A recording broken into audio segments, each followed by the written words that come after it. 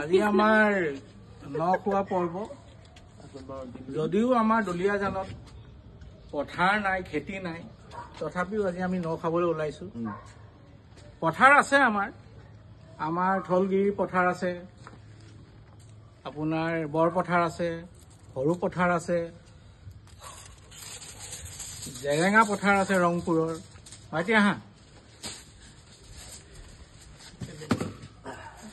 গতিকে সেই পথাৰৰ আমাৰ আজি চাউল আনি, ৰংপুৰৰ জেৰেঙা পথাৰৰ চাউল আনি আজি আমি দুলীয়াজানত ন খাবলৈ লৈছোঁ। আমাৰ পিতৃ বাইদেউ আহিছে ডিব্ৰুগড় মেডিকেল কলেজৰ পৰা, অতিথি মুখ্য অতিথি। ভাইটি আহিছে, ৰুণ ভাইটি আহিছে।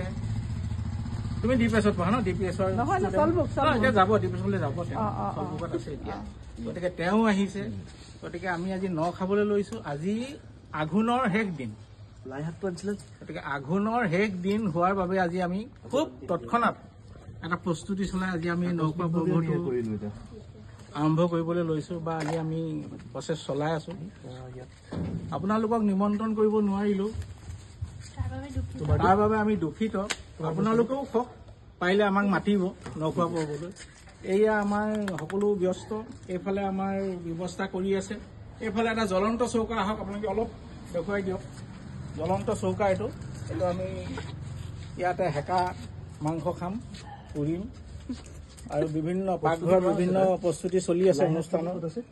গতিকে সকলোলৈকে মৰম চেনেহ যাচি আমাৰ এই নখোৱা পৰ্ব আৰম্ভ কৰিব লৈছোঁ। আপোনালোকৰ আশীৰ্বাদ বিচাৰিছোঁ। ধন্যবাদ। জয় আহোম।